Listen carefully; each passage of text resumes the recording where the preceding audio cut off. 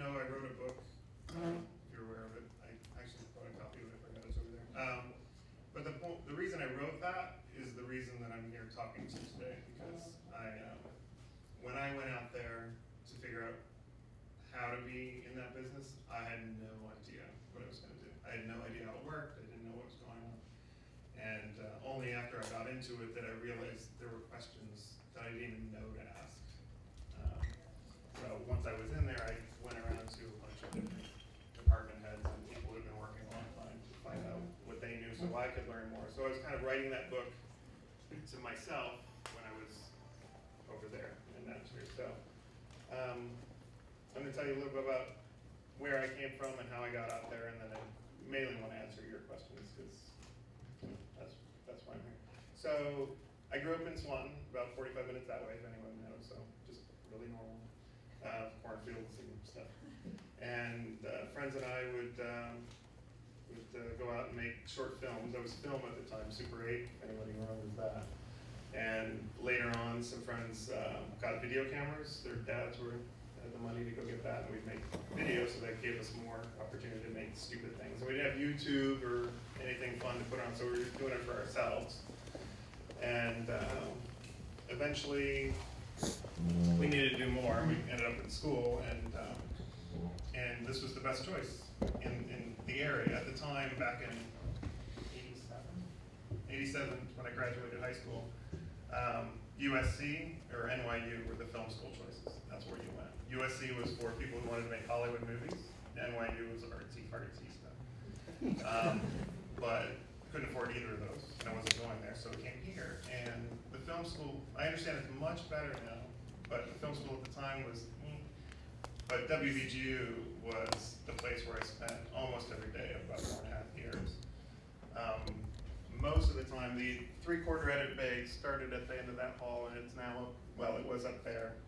And I spent most of my time there editing whatever I could.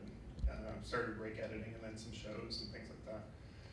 And I wanted to shoot in the field, and I had to sort of trick my way into that because there was a process and I didn't want to be in the studio and things, but I managed to talk my way into the field with one of their cameras, and just shot a lot of field stuff and edited, and ended up being a student producer of a show after about 3-4 years or something. They trusted me with all that.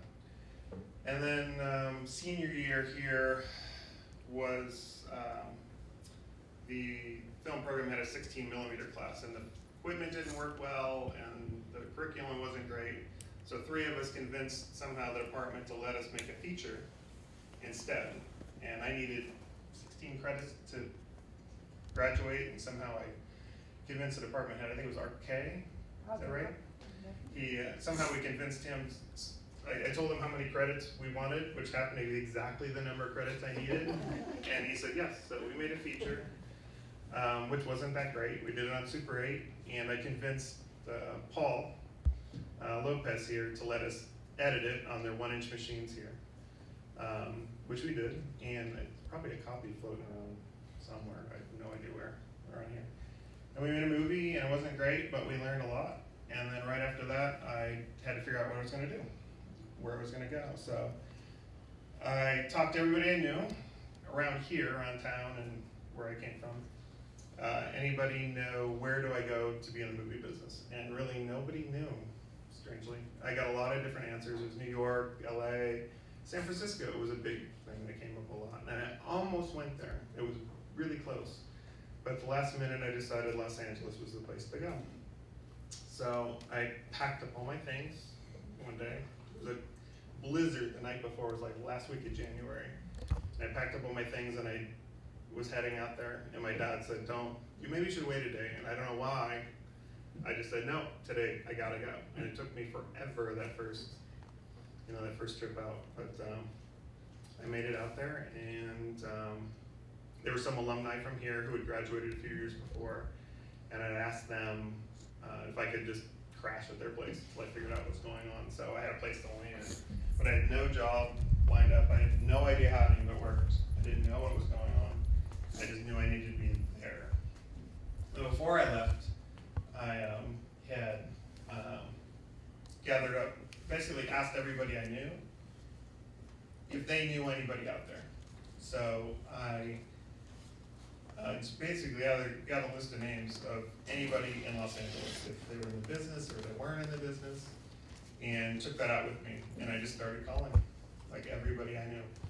And I got one yes, and it was somebody who knew a guy who was doing a short film for UCLA students. And it was my first chance to get my hands on film, actual film. And ended up over at Panavision, which I'm sure you've heard the name. And that was like a big deal. I was loading film for the first time in Panavision. It was this horrible Caton camera with a small camera and learning how to do that. So I ended up doing a short film for this like a month and a half for free. I worked for free. I took about $2,000 in a car and a list of names with me, and just started working for free. That job let me meet a couple people, and I moved on to another free thing, and that led me to another free thing. And one of the people I met in there had been a long-time camera operator, and he was trying to become a DP. So he would go do student films to get his reel together so he could present it to become a DP.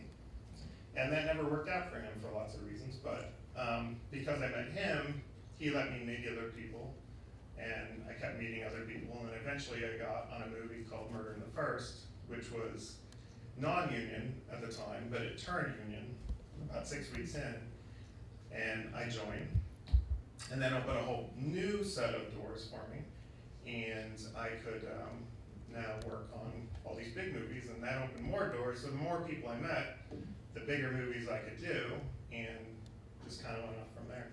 Before all that, that $2,000 in the car didn't last me forever. So I would do like PA jobs on like Billboard Music Awards, and I don't know, anything I could find, just little things. I even worked a week at a grocery store because I was desperate for money. I worked for 1 week. I lasted pushing carts out of the parking lot, and I had to quit that. I just couldn't do that. That's not why I went to LA. So I gave that up and went and did another free job. And I think I had $200 more at the end of that week. But that's kind of what it was. It was just a lot of hard work, a lot of persistence, and really I never looked up. I just kind of went. I got out there in 4 days and just never looked up for about 10 years until I was moving along. And then somewhere in there, I'm trying to remember what it was. It's around 96. No, is that right? I'm trying to remember what. Somewhere in there, the movie business started to move out of Los Angeles. We started losing a lot of movies of the week to Canada. A lot of features were going to Canada, and then eventually to Australia and New Zealand and things like that. So work was filtering out. So all the people I was working for were jumping to episodic television, which was still in LA, a lot of it. And so I went and started day playing on that sort of thing. And day playing, what happens when you work on these things is there's a key crew that's hired for the whole thing. So a feature will go 3-4 months, and that key crew is all in there the whole time. Or on an episodic, it'll last 9 months. So that crew's always on for 9 months. But then they'll have days where there's extra cameras or somebody leaves for a day or two or whatever, so they'll call in somebody else. And that's what I was doing a lot of. So I was bouncing around town doing episodics on Star Trek, something Voyager. I can't remember the names of the shows. Star Trek something, Enterprise, Charmed, NYPD Blue I did a lot of work on. Just other things. I was just bouncing around a lot, and then I was just really burning out.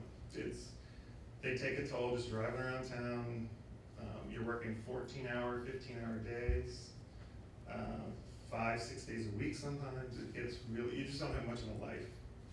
And then somewhere in there, what I should say is, because of my TV experience, I always kept a hand in video. All that time I was a film loader or a second assistant, which is the guy who holds the slate and does that. But I always kept my foot in video a little bit, so I was doing like press junkets and things like that. And there I met a guy named Troy Jenkins who I talked to, and he was starting to shoot behind the scenes because the DVD market was heating up. So I think it was around 2006. he gave me a call and asked if I wanted to go shoot some behind the scenes and stuff, because I had video experience and a union card, which were two big things to get on a movie set. And I said, yeah, I've never done it, but I'll go try it. And there was a movie called SWAT, and they needed somebody out on the 6th Street Bridge in LA for about a week at night, middle of the night. Like our call time was like 7 p.m. or something. And we'd wrap at 7 a.m. or whatever, cold nights. And I kind of liked it. And I said I was burning out on the assistant thing. So I think I did another few days on Star Trek Enterprise, which I think was going at the time, and then I hung all that up. I was done with it. And I just started shooting behind the scenes after that. And it just went from that SWAT to, I don't know what I did after that, this string of movies. And then most of the time those were just 10, 15 days maybe. You know, you'd go in and out of movies as they needed somebody. And then on occasion, a rare occasion, they'll want every day shot. So they have enough material. I think my first one of that was You, Me, and Dupree, which was not a great movie to do every day on because it wasn't very interesting. It just wasn't funny. Comedies are tough. Everybody thinks that comedies are a laugh a minute. You know, everybody's like having a good time, and that's the opposite of a comedy. The action movies are the fun ones. So I started at some point, I don't remember when that was. So Fast and Furious 4 I did some on, but it was Fast and Furious 5 that was the really big hit. I'd done 10, 15 movies, I think, at that point, in and out, or a couple every days. But Fast and Furious was the really big one that they got really excited about, because we could get a lot of stuff. There's a whole second unit with action stuff, and then the first unit, there's always with that many actors, there's always something going on. So I've just been kind of doing that for a number of years. And at the moment, I'm actually trying to push farther and move above the line for a variety of reasons. One, this whole time, I kind of moved out there not knowing exactly what it is I wanted to do. I really didn't.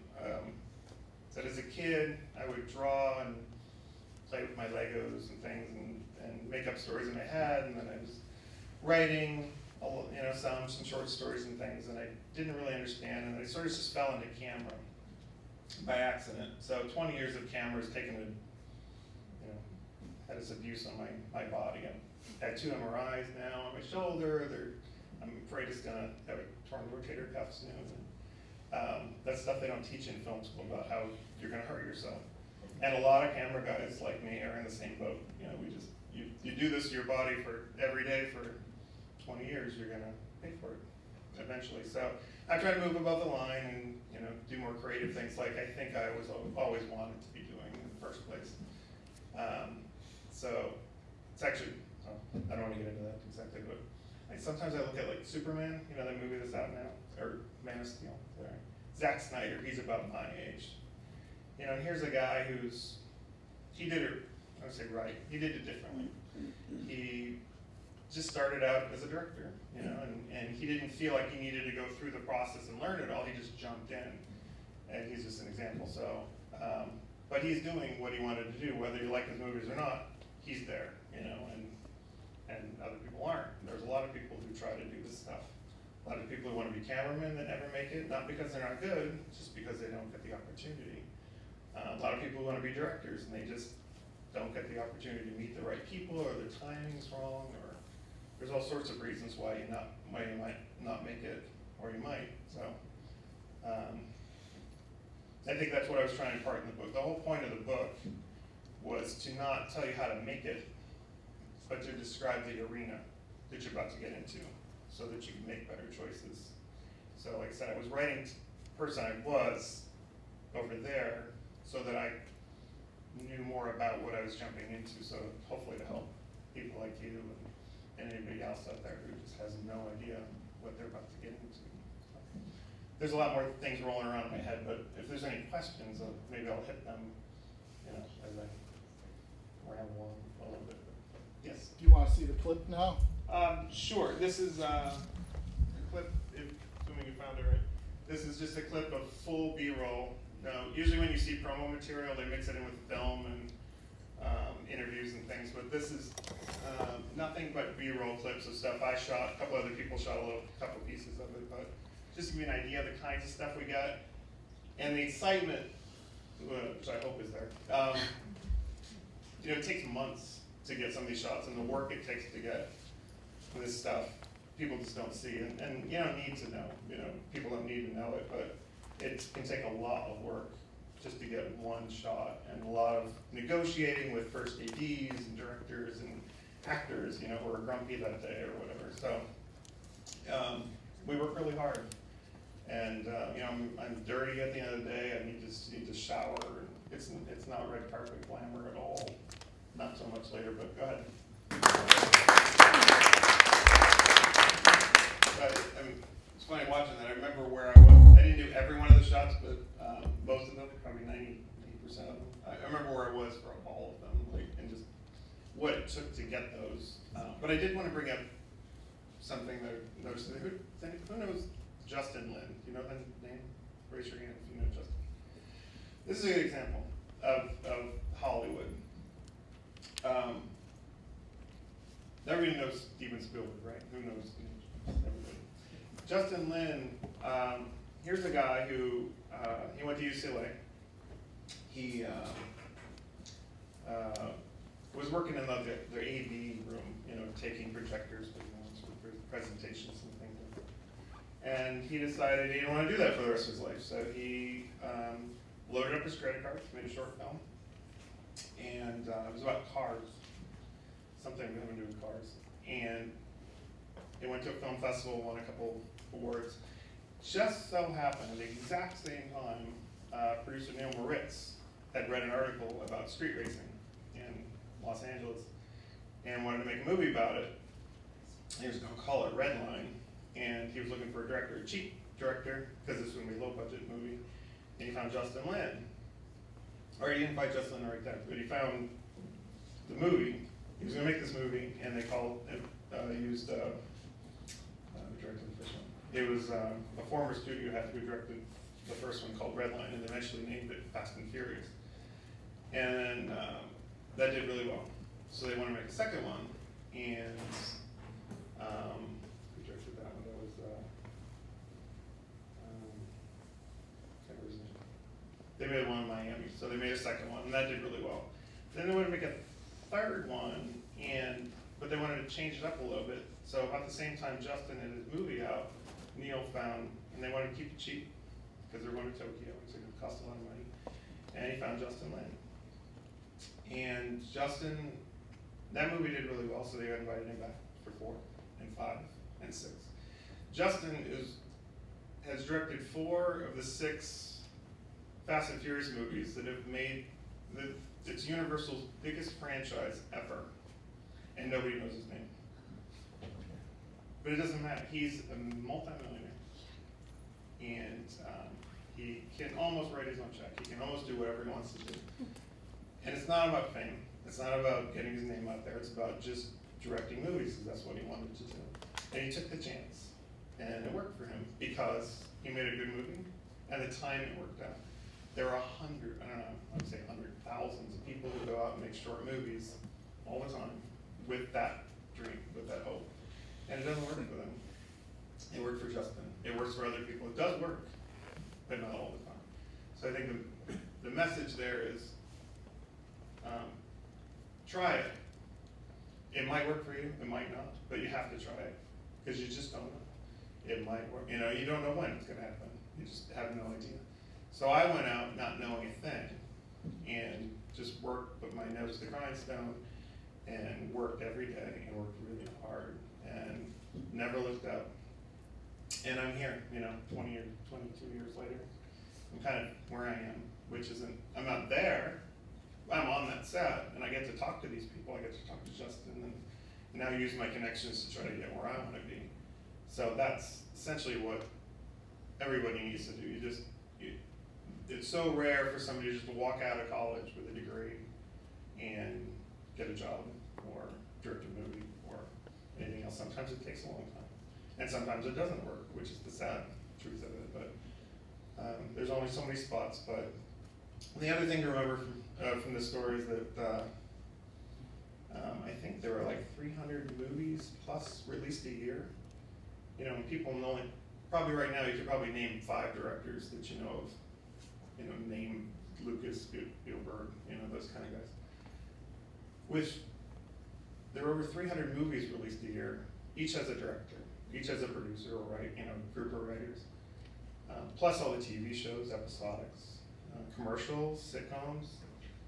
There are all sorts of things that you just never hear names of, but there's work out there. So you find a lot of people out there who went to become a new Spielberg, but they end up directing television or writing television or editing or being production designers or doing what I do, or, you know, there's all sorts of, there's so many jobs that people land into.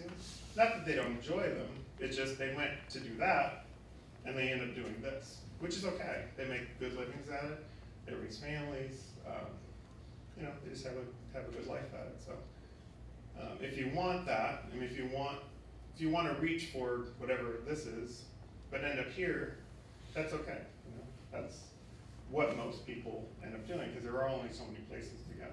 You can only have so many directors and so many writers and things. So I think that's it. You know, any questions out there? I don't want to sound negative or anything like that, but just trying to give you a little realistic picture of what it's like out there. I've answered every question. Yes. So you've worked on a lot of big budget movies like Fast, Furious, and that sort of stuff. And I'm assuming a lot of people are just standing around on set waiting for stuff to happen. Do you think this kind of huge budget type of movie making, and really it's kind of inefficient, do you think that's kind of handing itself to movies, big blockbusters not being as good as they could be? Okay, I'm trying to break your question down. I think your premise is wrong.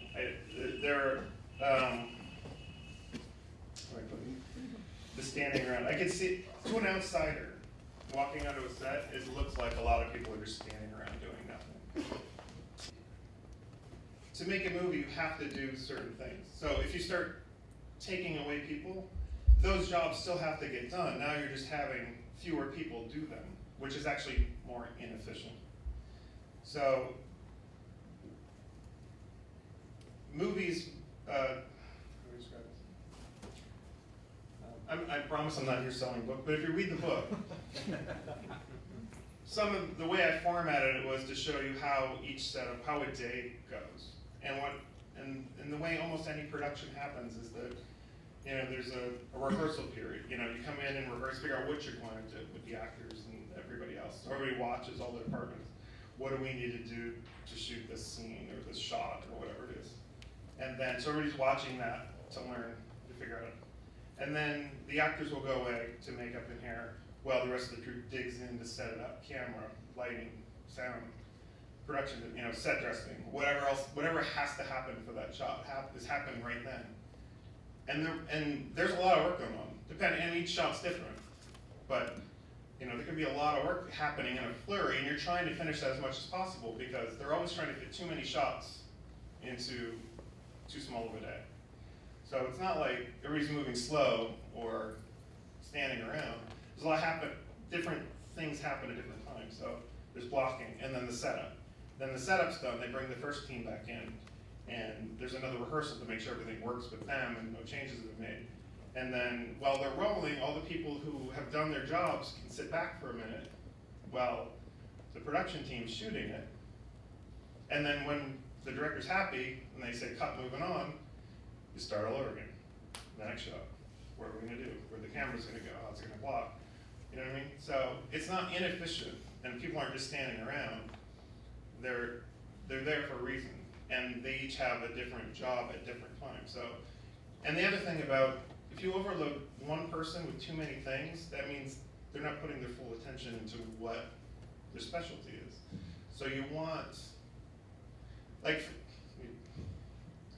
shooting behind the scenes, let's give you for my example. I have to be very cognizant of what's going on at every moment with everybody, which is a big plus for me. I'm sort of in this cool niche because I learned the filmmaking process and know video. So I know sort of like, sorry I'm jumping like baseball. If you look at a game of baseball and try to shoot that, you need to know the game so that you can anticipate where that play is probably going to happen next. And that's what I do. I have to know the process well enough that I can be over there on that side of the stage with my camera, because I know that that actor's probably going to walk over to the director right then. Might not. But I'm good at my job because I know that he's probably going to, and usually they do. So I got to get over there and have my camera rolling for that moment. So I also have to watch moods, you know? Who's in a bad mood that day? Who do I stay away from? Are they in a giving mood? Do I want to go up and talk to them that day? You know, you just need to know what's going on. Everybody's got their function. And knowing what those functions are shows you, like, if you, once you learn all that, you walk on a set, then you realize they're not just standing around. It's built that way for a reason. Believe me, producers are not going to hire people who aren't doing anything. They're there because they're getting paid a lot because they know what they're doing. They do it really well, and they do it when they're supposed to, and then back off when otherwise it's just in the way. So. But what was the second part about the movies not being good? A lot of flops. Well, I don't know. That's a question for other people, but I think the movie industry's taken. It's different even than when it was changing when I got in there. It's different even now. I think, probably just opinion at this point, but we get into a lot of like financial stuff, but you know, movie studios have been taken over by corporations more than anything. Somewhere in the 80s or 90s it happened. They started mining them up as a way to make money. So you've got a lot of people who earn really high salaries,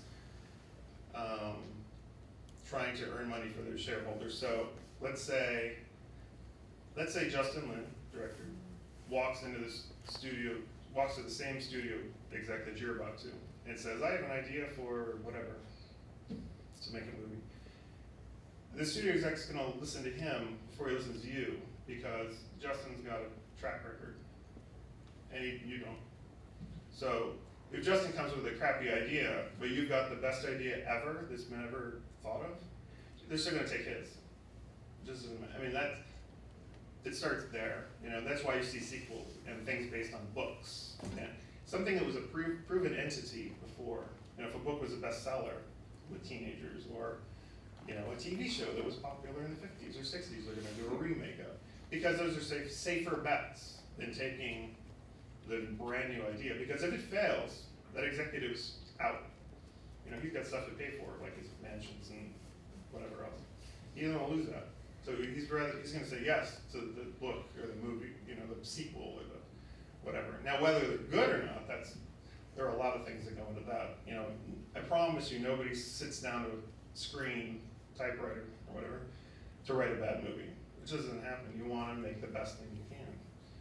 But, you know, with that many people involved and different agendas, you get, you know, this committee thing, and we need to put more toys in the stores, or you know, whatever. So that's how that stuff happens. So it's not an attempt to make a bad movie. It's just you get money can invade the process a little bit.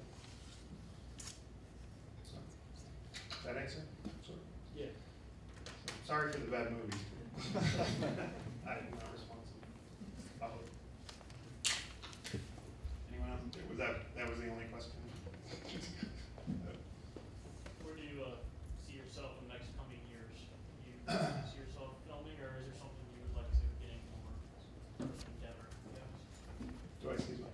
Well, let's see. Well, I know in September I'm going to do Fast and Furious 7. I keep forgetting the number. 7. And that'll be I haven't seen the schedule yet. That'll be 4 months or something. I've been pushing to try to do my own projects and get them. Here's the other thing. When I first moved out there, I said I didn't know how it worked. I had no idea the arena I was getting into. Actually, I was talking to a guy who used to work here, Matt Eilis. Somebody who's probably remember. He's in Michigan. He's been living there since he left here, I think.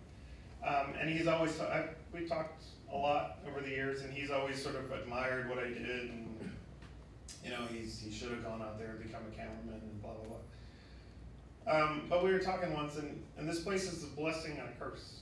On one hand,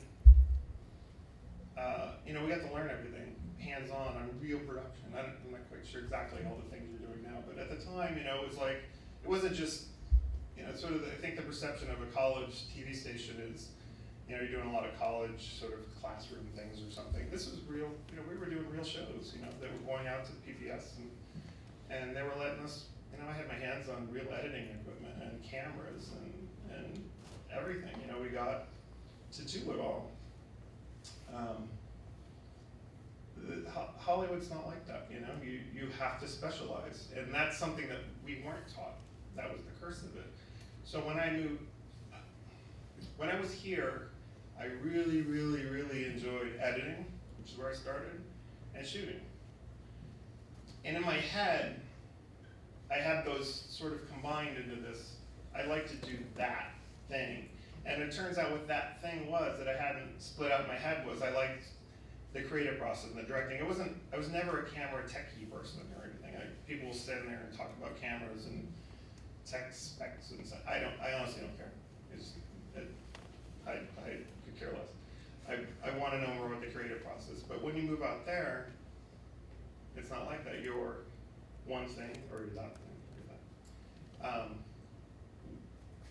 I told you when I first moved, before I moved, I got a list of names of all the people I could get, and one of the names I found, when I moved out there and I went and got the Hollywood Reporter from a newsstand, just because I thought that's what you do. So I got it, and I'm looking one day, it was like the first week I was there, and I found this name that was on my list, like on the front page of the Hollywood Reporter. And I called up Diney, I can't remember her name now, she was a small little girl about this high, and she had a cousin out in Hollywood. She said she didn't know what he did, but here's his name and his number. And his name's there sitting on the front page of the Hollywood Reporter, and he was the executive, what was it? Executive VP of Legal Affairs and Finance for Fox Inc., which heads up Fox TV and Fox, 20th Century Fox. Wow, jackpot. So I called her up, and then I called, like 4 days later, I was in his office. I was fresh off the boat in this guy's office. And I don't say I blew it, I just didn't know what to do. And in my head, coming from here, I was thinking, I enjoy camera, right? So here I am in his office talking camera. He's looking for what do I want to do. And he was trying to be nice, and I can replay that still this many years later and realize what an idiot, what was I? People kill for this opportunity. I didn't know. So he was trying his best to help me. And I was kind of feeding him this camera thing, even though what I really wanted was writing and directing. And I got a call like 3 days later from some guy at Fox TV. What do you got? So excited, George called me, he said, what do you need? I said, I'm more interested in movies. I blew the guy off. Not blew him off, that was nice. Then I was about a week later, I'm in an office at Fox, 20th Century Fox, with the executive VP of production. Again, the pitch meeting that everybody dreams for. I got nothing, It was so, that opportunity came and went, and I went off and worked for free as a camera loader and a second assistant. My first assistant was on films, because I didn't know how it worked. Because I came out here mixing all these things up in my head, you know what I mean? Because here you do it all, and it's all this one thing, we're cooperating, and that's kind of how TV is. Film and motion pictures, it's not that way at all. So they're standing, and George was there, he goes, oh, you want to go more technical route? And I had no idea what he was talking about. I was like, I just had no idea. It's like, what do you mean technical route? I just thought it was all one thing. So, I'm sorry, what was your question? Sorry. Go ahead. I was just gonna say, it's always a question that I get a lot, even nowadays.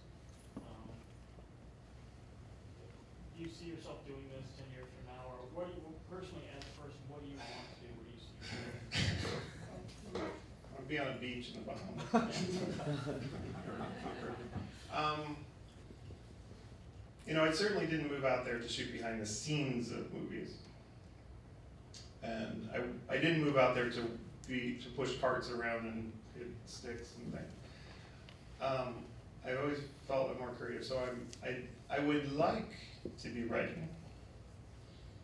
I would like to be in that arena where I'm writing, not so directing. I mean, I've seen that job, it sounds exciting, and it is for some reasons, but it's, every director I've seen is tearing their hair out. It's not like you sit back in a chair and just, you know, enjoying a martini. If I was a writer, I could almost live wherever I wanted. I have to fly there and have meetings and things, but that's probably where I'm trying to head. But it's, you know, it's just, there's still this thing. So like I said, I was as an assistant. I think I went out thinking I would be meeting people who would get me there, and it took 10 years for me to realize they just look at me as a techie. I'm pushing carts. I'm just another grunt, nameless, faceless, somebody they have to pay. When I started doing my behind the scenes, it was actually a difficult transition because I'd gone out there to do movies, and here I am back in video. I could do video anywhere, and now I'm in LA doing video. But again, once I got over that and started to embrace it a little bit, I was realizing I was actually in these people's offices. I was talking to them more. They would come up to me and ask me questions. So now I've sort of gotten to the point where I'm able to talk to them and pitch them ideas and, you know, things like that. So I wish I was here saying I was exactly where I want to be, but, you know, I may get there and go, I want to do something else after that, you know, and produce or whatever. But it'll be easier once you break that threshold a little bit. So I don't know a real good answer for you, but something like that. More? You went first. Sorry. This is just a little lighter question, but I'm sure it doesn't happen now, but early in your days in the behind the scenes documentation, have you ever had an oh crap moment where you walked into a shot? Or what's one of the strangest things that have happened to you when you're out on set? Well, the only oh crap moment like that I had was, I'm really careful. Like, that's one of the big, like, they call it know your frame violation, when you don't know where the cameras are pointing, what's in frame. Like, that's, like, everybody has to know that, you know, no, not just me. And the only time I was ever in a shot that I'm aware of was on a movie called Wanted, and it was just a special, they were doing a visual effects shot of some kind. It really wasn't that important in the end, but the way they were lining it up was the camera was looking down, I don't know what it was, some long tubing thing or something. Or look, I don't know what it was. Camera was supposed to be pointing one direction, and the only shot I had was to like get up underneath this thing, and it was like green screen down here. Anyway, but somebody else was there, and then they bailed out at the last second. So they just roll, and I'm just there, and I walk back to Video Village after the shot, and the cameraman's like, "Oh, you look good." Would somebody mind telling? You know, they could have, like, it didn't matter, but in the end, but that's the only time that happened. And what was the other thing? Just what's one of the strangest things that might have happened to you on set or on location? Strange. Anything pop out?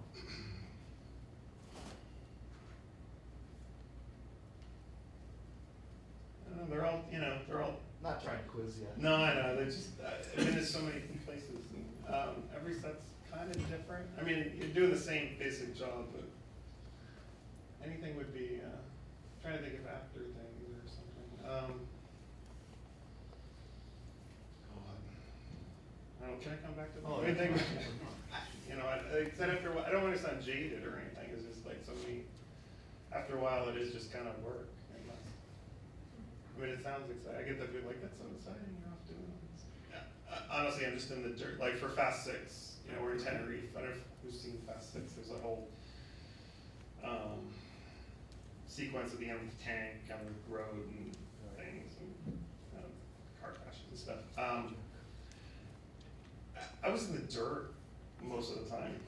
You know, it was like a 5-mile stretch of road that they, well, it wasn't even open. That was like the only road on planet Earth, literally, that they could get. That's why they went there to shoot it, because they needed this much road. And that one, Spain had stopped building it because they ran out of money. So this movie came and they needed a big length of road, and there was. so we were able to tear it up and use it. But the same thing actually happened on Speed. They were building the 105 freeway, I think it was, at the time when they were making the movie Speed, and it was there. They got to use that stretch of road for as long as they needed, because it wasn't even open yet. Anyway, so, but in Tenerife, you know, I'd set up GoPros. When those came out, that was a godsend to what I do. Because I've got this little rig, I can just whip in, lock these things onto the car, or the whatever, and get them rolling, and then back off and get out of the way. But as soon as those things start rolling, like not just me, like you've got 20 people who are all doing their thing, and then we got to dive into the dirt behind guardrails, so we're not in shot. So those are hot, dirty, awful, terrible days. So that happens a lot. It's rarely glamorous. Yes. Oh, I'm sorry. First of all, thanks very much for coming here, Thank taking you. time and all that. Jose Cardenas, I'm over at Department of Telecommunications. Yes. And a lot of insight that you gave today already, and really appreciate all that. But as an instructor over in there, I know that this is a wonderful opportunity because I started out working here at WBGU myself. But as teaching the below-the-line production skills, fundamentals, and all that, if you would look back now, what were some of the things that you think would be very beneficial? Because it's very difficult for me, and pretty much every semester I sort of regroup and try to think about that. And some of the questions that come to me are, if a student asks, it's kind of like just what is the ABC, the 1, 2, 3? It's such a difficult thing because I know that working on a production, it's such a different thing. Like how you really explain how the pluses and minuses. You do a little of everything, but then you leave here and then you get into production like, wow, I didn't, so what are some of the things that, in a classroom, not just a hands-on environment, because I know this is a wonderful opportunity. Yeah. Like I said, I think process is important. A lot of people, what I've noticed over the years is, especially as digital cameras get better and cheaper, especially when Red came out, that was the big thing, right? I get Red, I can go make a movie. A lot of people concentrate too much on the technology, I think. A camera is just a camera. It's just a box with a hole in it, as I was taught once. And you can capture the image in film, digital, video, whatever. I think if I was going to teach anybody, it would, which the book, the process of how it works, because if you don't know where something's gonna go, or the audience, or the ultimate end goal, then how do you start it? I mean, so like I said, I get on sets where where was I just at? I'm just shooting something for this producer I work with all the time. What was it? Just last week, I can't remember. And she wanted me to shoot B-roll of something that was going on, and I stopped and I said, how's this going to get used? I mean, who's using it? She goes, does it matter? I'm like, of course it matters. Like, it depends on how I'm going to shoot it. If it's a flashy, reel, I'm going to do snap zooms and whip pans and things, right? If it's supposed to be like a presentation, nice thing, I'm going to put it on a tripod and do nice, I mean, that stuff matters. And I don't know, like, it almost gets into your question about why are movies bad. It's like, who's your audience? Like, where's this going? Like, who are you trying to sell this thing to? I say, I'm doing another Fast and Furious movie, and most people in the United States who I've talked to in my realm, be nice about it, they're like, really, there's another one? Like, they didn't know there was one after one. And they're like, how are they gonna be? These things are enormously popular in South America, in Asia, in Europe, and a lot of parts of the US.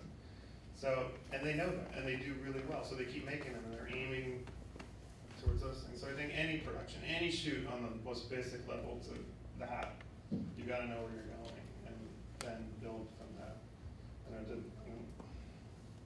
And I wouldn't concentrate on technology, it's more about where's it going, how's it need to get shot. So the cameraman and the director, whoever's out there, shoots the shots the editor can use to cut it, so they're not screaming in the edit bay later, I need this shot, or it's not shot right, or whatever. You know, whatever I'm doing, I don't want to start, I'm gonna start sounding narcissistic a little bit, but when I was here, there was a staff cameraman who some of you probably remember, and I think he was also shooting video, but I started shooting at a time, and I remember getting pulled aside by at least a couple producers who said they liked my stuff better. And I think some of that came because I started as an editor here, and then I started shooting. And because I've been editing almost every day, I was doing breaks and then some shows later and things like that, I could see what worked and what didn't. So when I went out with a camera in the field, either a cameraman or director, you know what you need. You know, you can go, I didn't get that shot. Or, you know, you just need to be able to step back for a second and know how this is gonna cut later.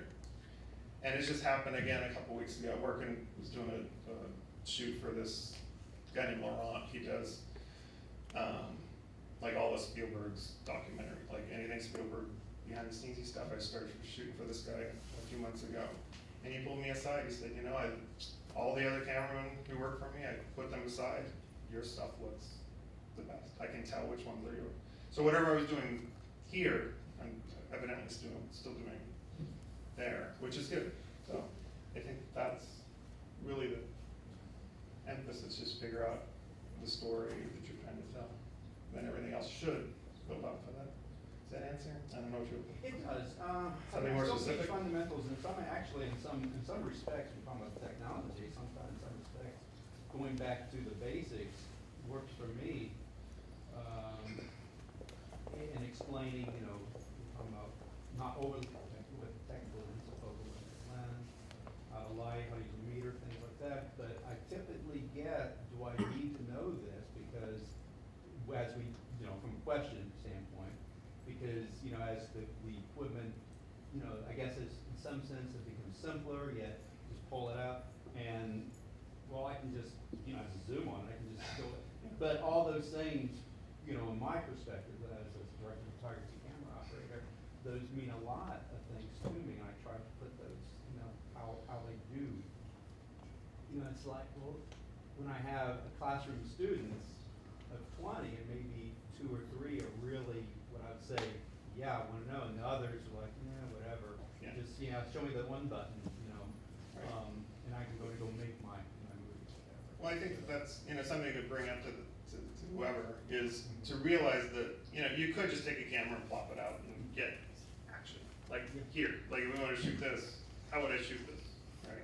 Like, do I just, I'm looking at you, you're looking at, I know what I look like here, but, you know, would I light it like this to get this? Or how would I move the lighting around? And what lenses would I use to really capture this?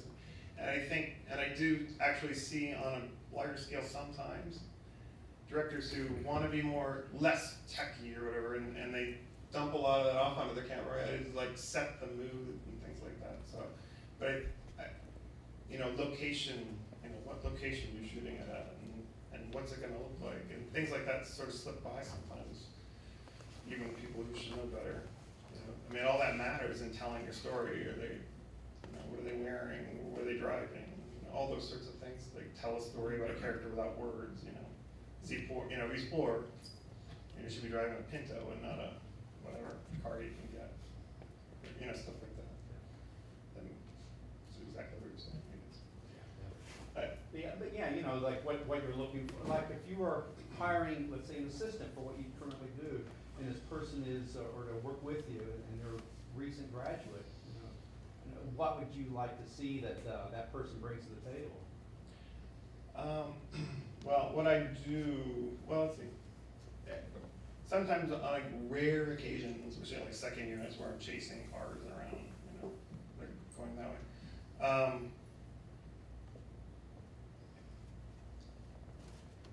I think anybody who has an assistant or an apprentice or somebody that you know, you're there to teach them. It's almost a whole different thing than having an assistant. Or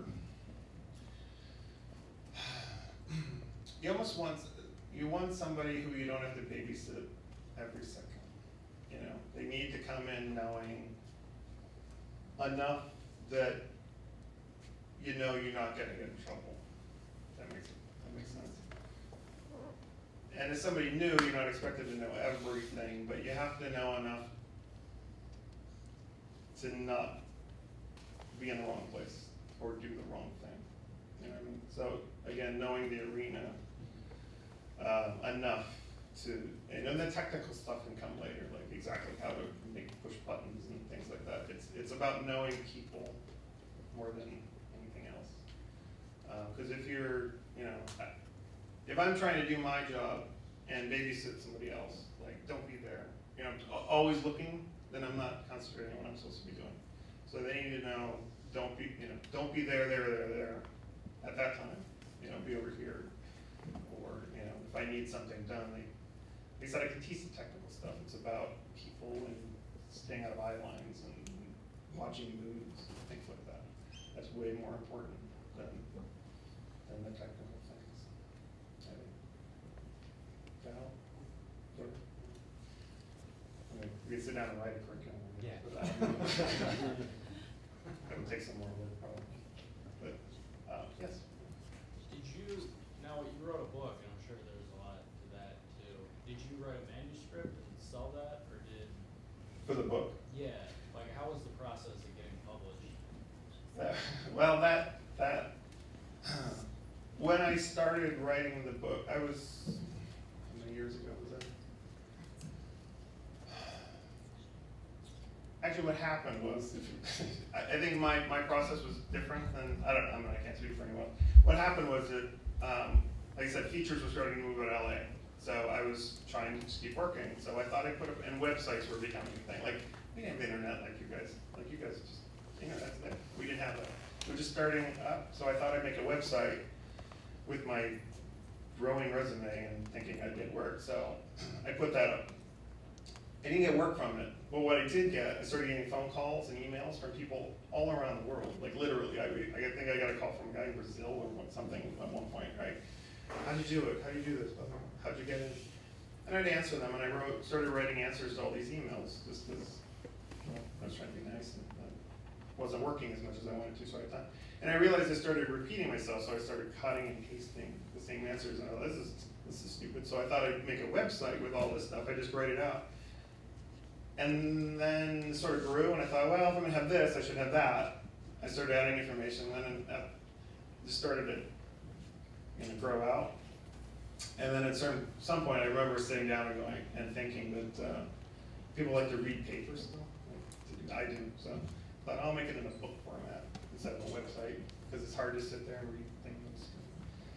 And honestly, I was about 80% of the way done, maybe, when I started thinking about I should publish it or figure out how to do that. So I went to the bookstore and I got Writer's Digest magazine, and I had some articles about this. And actually, an interesting story. I was working on UMaine Dupree at the time, behind the scenes. And our location, I don't know, anybody familiar with LA at all? Sort of the geography. So I live in the valley, so I don't know how to describe it. So here's LA, and then the valley's here. Then north of here is like a big desert area, Palmdale and all that. So this is one thing studios will do. They have to pay you, if you go outside this 50-mile studio zone, they have to pay mileage. So they got smart, and what they started to do was put transportation parking right at like 49 miles. So the crew has to drive 49 miles, then they park and get in vans to go the next 30 miles.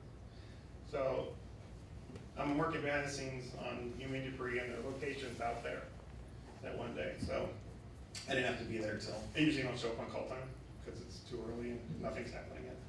So I was gonna show up a little later. So I drive up, and I thought, for no reason particular, I can't remember, I thought I'll stop in group parking just because, even though I knew I needed to go drive my own car up to location. So I pull in there, and just behind me, one of the producers of the movie pulls in behind me, Sean something. And he was doing the same thing. He goes, I'm really gonna drive all the way up there. All the crew vans are gone, they weren't coming back. So I said, I'll hop in my car. No problem, I'll drive up, I gotta go anyway. So he hops in, we start talking. I honestly wasn't trying to push the book all. Like, he just asking me about myself and what I was doing, and I'd made a mock-up, of the thing, just so I could see what it looked like, and I showed it, pulled it out of the back, and showed, he goes, this is great.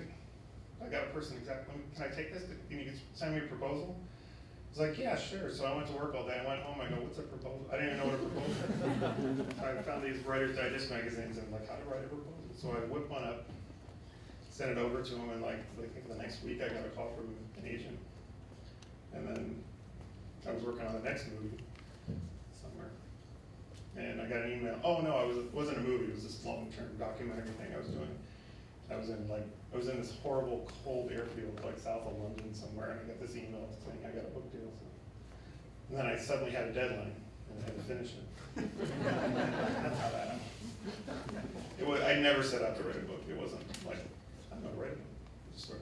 It was me trying to learn more about the business for myself.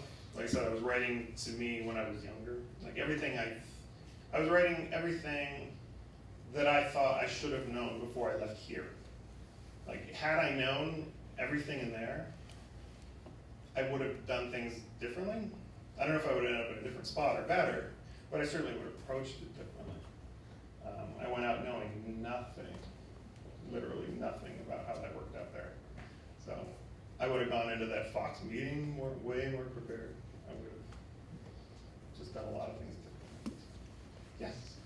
Hi, Laura Stafford. I'm new director of the School of Media and Communication. And, you know, I know a lot of people here want to know, well, how do you do this? How do you make it? And not to put words in your mouth, but to put words in your mouth. Just from listening to your story, it sounds like a really important thing is putting yourself out there and not being afraid. I mean, so many people would be scared to death to ask their friends for a list of their friends and making those cold calls, basically. Yeah. And then when the producer asks you what you're working on, so many people would be like, well, I don't really think I want to show him that draft of the book that's my cutout cardboard or whatever, pasting things together. And I took some time on that. well, but it seems like just being willing to take that risk and being, this is not a business you can be shy in. You know, there's a sound guy I work with, and he's grown up in LA all his life, and I think he sort of fell into doing sound. I don't even know what he was doing before that. He's not the most enthusiastic person in the world. And you know, once he learned more what he even today, he still looks at me, shakes his head, he goes, I can't believe you did that. I think he used the word brave or whatever. And you know, I don't look at it that way. I said, no, like what else was I gonna do? Stay here. I mean, I don't, I needed to go there. You know, that's my dad was telling me that night. I told you I moved that next day. I drove. It was a blizzard. It's like there was nothing else in my mind. Like where was I gonna go? So I never looked at it as a chance or like putting myself out there. Like that's what I had to do to get there. You know, like I just didn't look at it as an option. But I mean, you can't just sit behind the computer nowadays and on the internet and sending out resumes and sending out inquiries. You have to. I see that a lot. Because now there's cinematography.com and there's all sorts of websites. And I've got one, realfilmcareer.com, which is not selling anything. It's just a blog that I call it a blog, but it's news articles I just pull off so people can see where the work is. But yeah, you got to get out there. I see people like getting out there like I'm blah blah blah.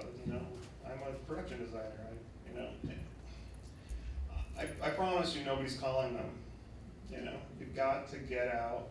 And if it means working for free till you meet enough people like I did, that's what you do. If you're lucky enough to have a relative in the business and they take you on and get you, even if that's not what you want to do, say your uncle is a truck driver or a production designer, but you want to be something else, you go do that. And you meet the other people on set and to let them know in the department that you want to do that. And then you go do that. If they like you, that's huge.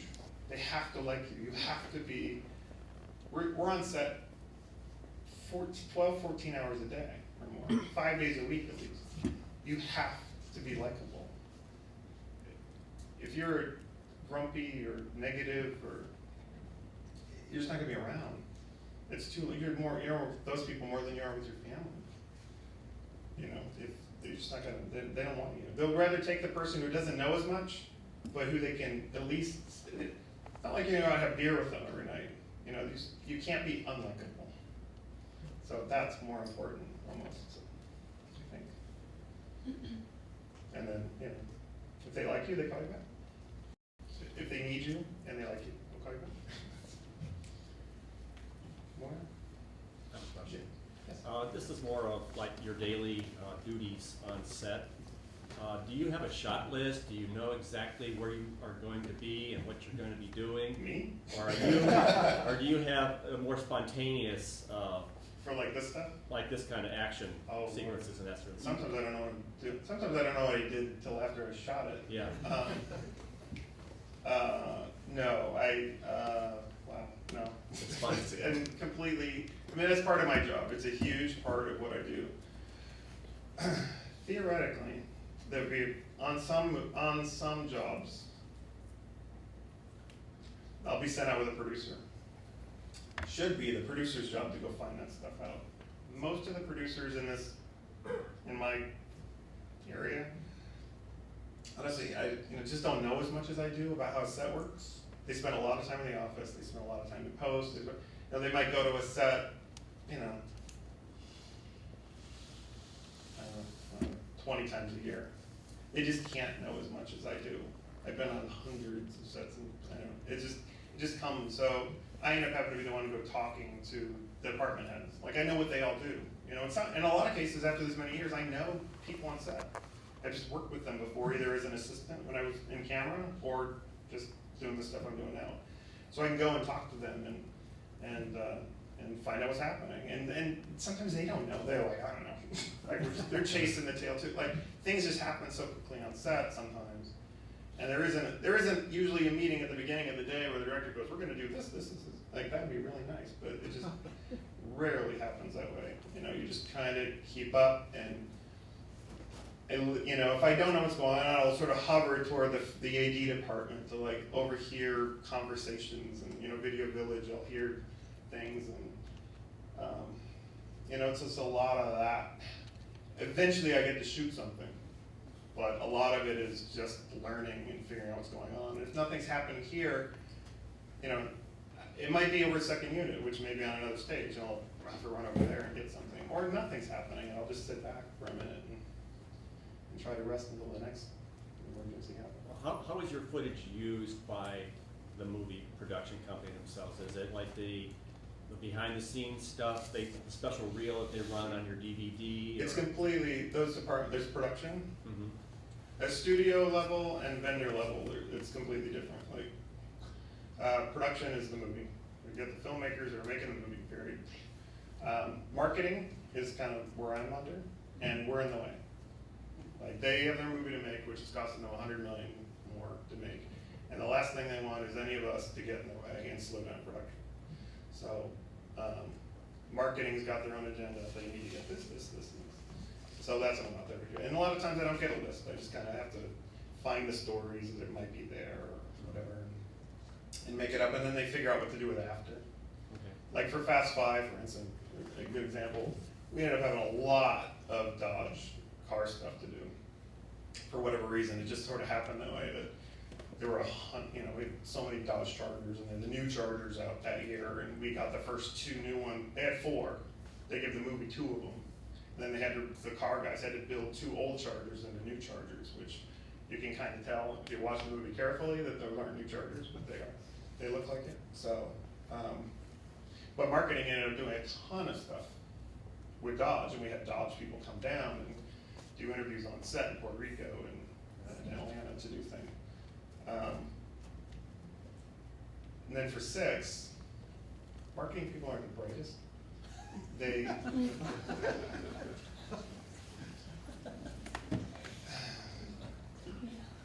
to get into all that, but they saw the success of what we did with 5 cars, and they thought, well, we'll do that again for 6, and it was a whole different movie. We didn't have the number of cars. The situations just weren't there to sell it in the same way. But they were looking to repeat, like whatever they did before, they want to do again, just like the movies. That worked, let's do it again. And it doesn't work that way all the time. You have to figure out what you got, and then get it, and then sell it that way. So that's kind of what happened at the time. But no, I just have to make it up every day and figure out what's there.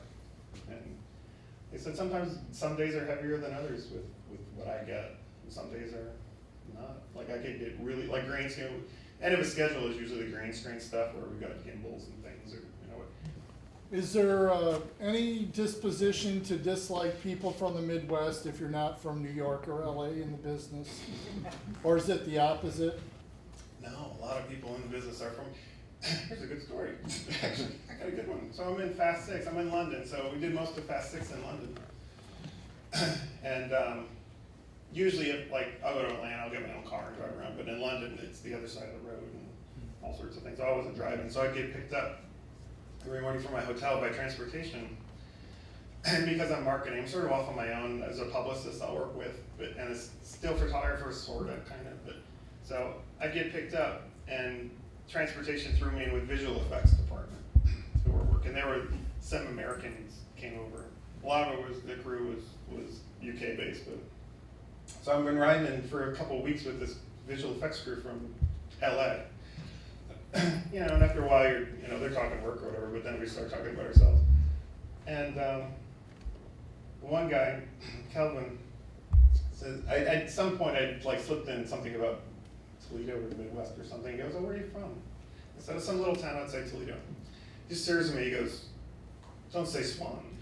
We grew up 5 miles from each other. Never knew each other." So I met him in a thing in London. So there's a lot of Midwest people out there working. I mean, not just from Ohio, but, you know. A good number of California because, you know, there's families. If you watch enough credits, you'll see the same last names pop up. But no, there's no. And the other thing with the business right now is that it's so fragmented.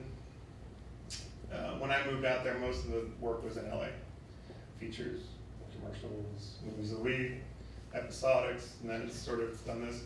Now we got this tax incentive thing, which I'm not a fan of for lots of reasons, but whatever state can basically bribe the studios big enough, they'll take their movie there, whether the location is adequate or not.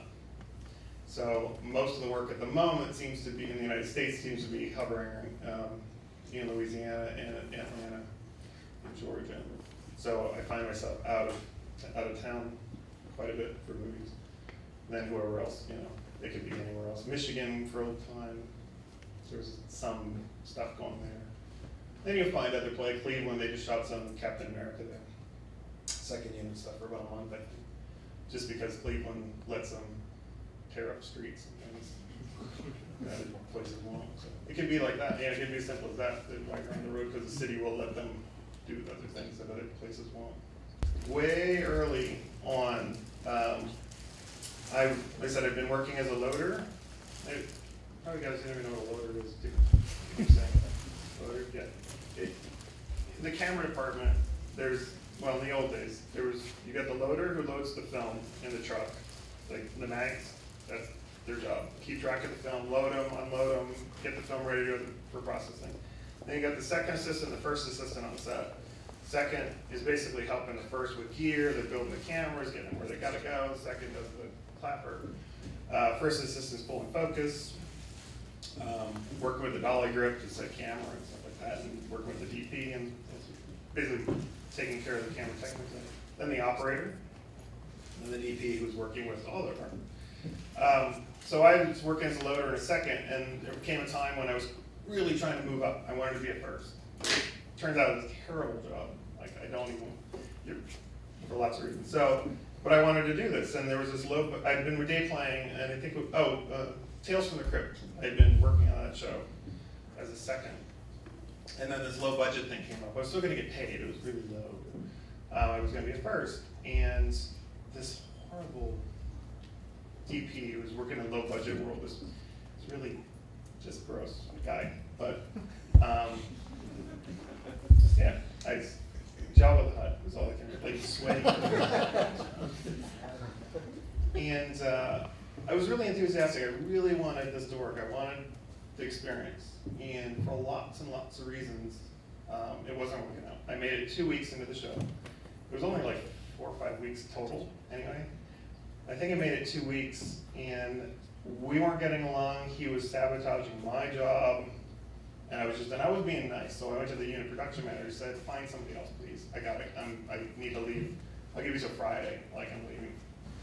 And she found somebody, and it turns out the entire electric crew walked off the job the day before I left, so I wasn't the only one having trouble, but I left after, it hurt, because I never leave anything, like, I committed, I'm going, like, I'm gonna stick with it. That one, I had some talks with some very experienced people, and they said, look, he needs you more than you need him, and, you know, he obviously didn't, whatever his thing was.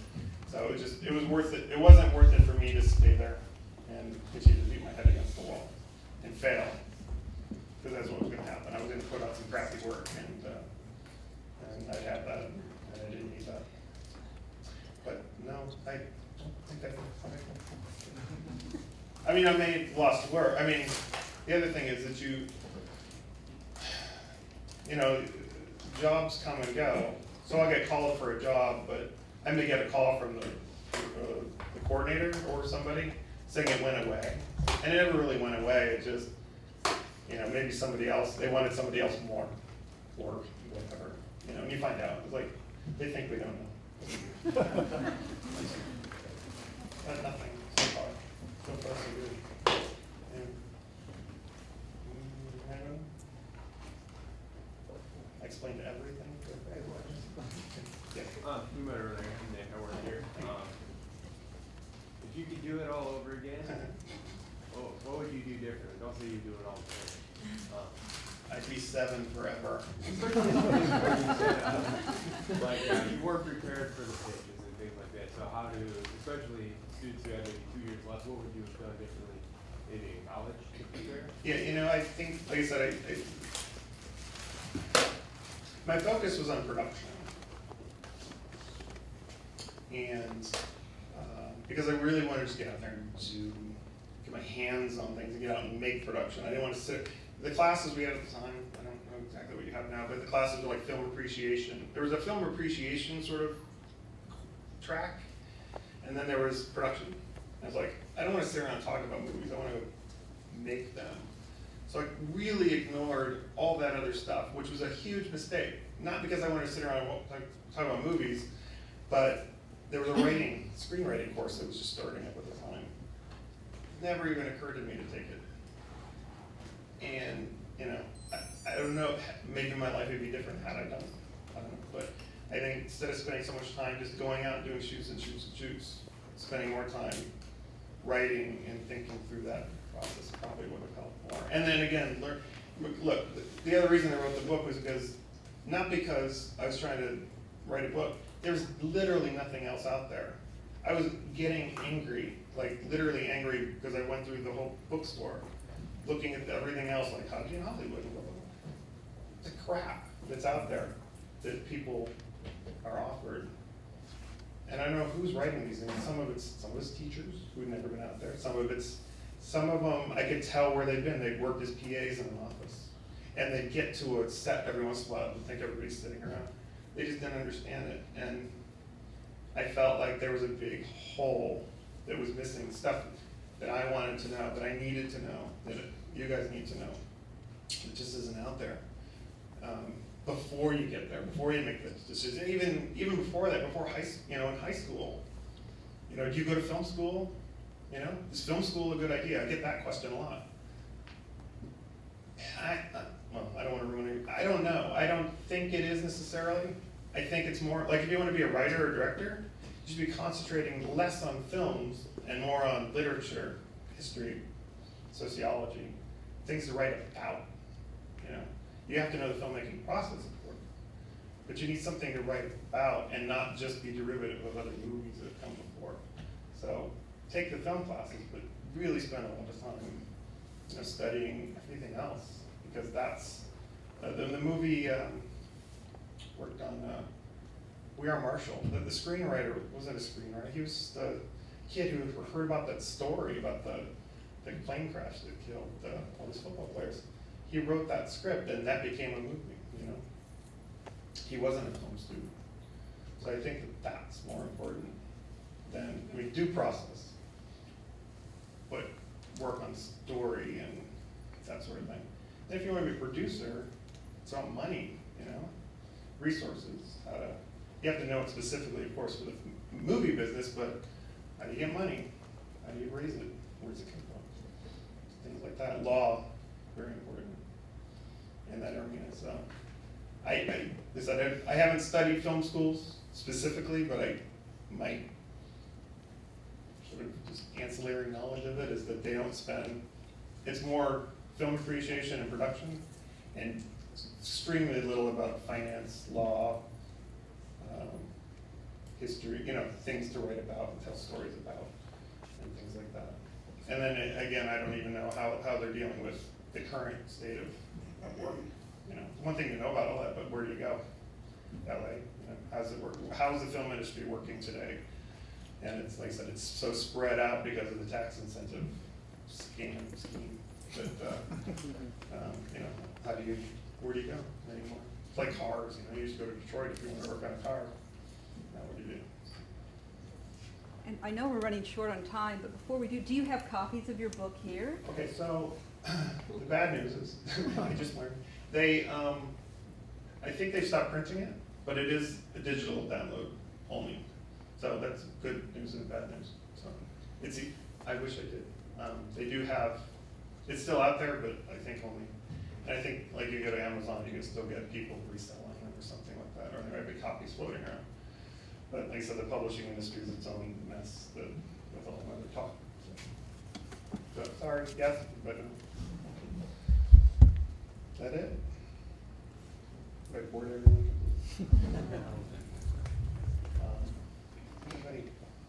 So I really enjoyed my time here. When I was here, I spent so much time here. This was really my school. Like, I kind of sort of remember things I did over there, but I spent so much time here that, I really wouldn't give it up. Even, my other option was like USC if I could have afforded it, but I don't know that I would have gotten the same education, real practical things to learn that I got here. Just eat up everything they give you and take it out there and do something with it. All right.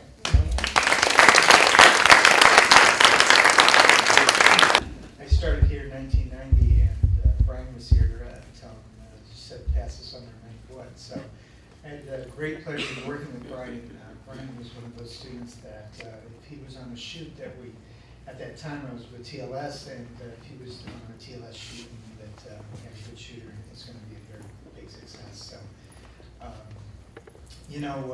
as I said, we've only given this award out 7 times before, and the people that we've given it to have been people that have been successes not only in their professions but also in their lives, and I think we continue with that. Brian, he said that today earlier, he said it wasn't really that courageous to move out there, but I think that those of us that are sitting here do feel that it was a courageous move to follow your dream. And I think the people that have gotten this award in the past are people that have followed the dream, moved ahead, and persevered, and ultimately been successful. And I think that's what we find in Brian, and that's why, Brian, you are this year's distinguished alumnus.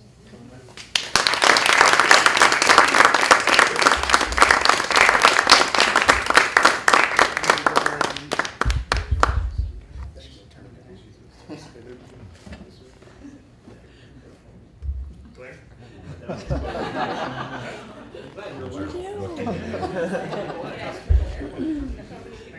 Thank you. Am I supposed to say that? Yeah. I'm really just not that special. I just went out and worked and did my thing. But this is really nice. Thank you. It doesn't seem like it's been that long. Where did those 20 years go? I don't know.